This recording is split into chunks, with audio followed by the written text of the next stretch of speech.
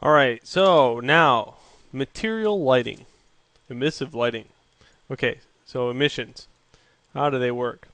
So here's that lantern, and I know that you are able to put a lantern in Unreal or Gears of War now because I've showed you how to import one in, and I showed you how to import it into the engine. All I did was right click on the floor and add it as a static mesh. Remember, static mesh.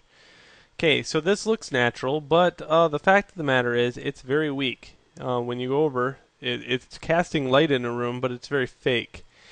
So what I'm going to do is add an actor and add a point light to it, and just put a couple point lights in front of this thing. So I'm going to just go to the move tool and move this in front of it.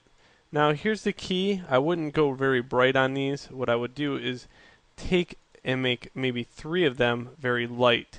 So how I do that is go to brightness and go to 0.5.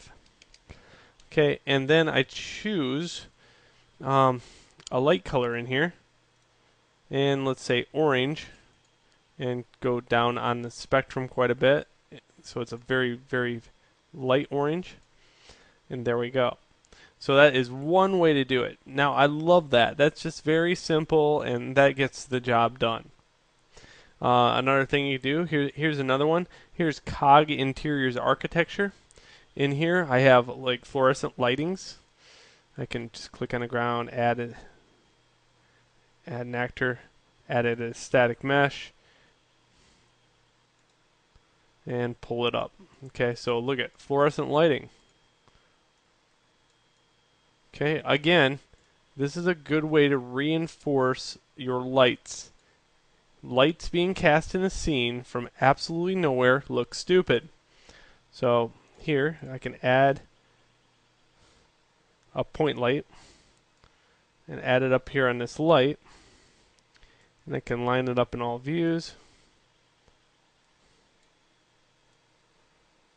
Now this is a very broad based light. Maybe I don't want that. Now another option here, let's delete that. Another option is to go in here and say add actor class, and under lights, lights, I have a point light, I have directional light, I have a skylight, and I have spotlights. So don't think that there's just one kind of light.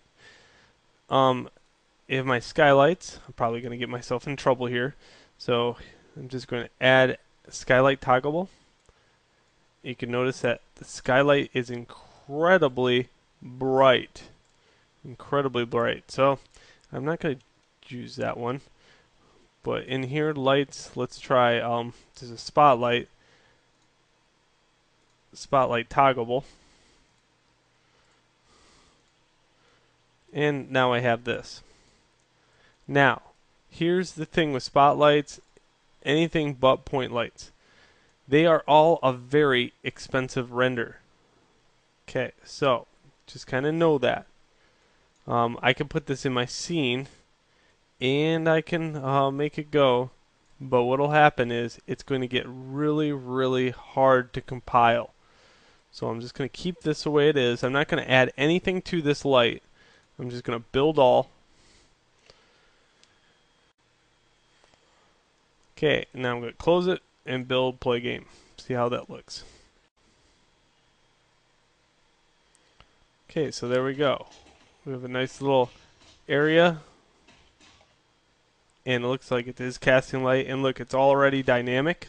The shadows on the ground are kind of weak because of the simple fact the floor is only a 32-bit map. Now you know the difference. Here I have this map. It is also dynamic. Alright. Now what's the problem with this one? Well, the walls are 32. And now if you look at it, it's kind of burned on the walls.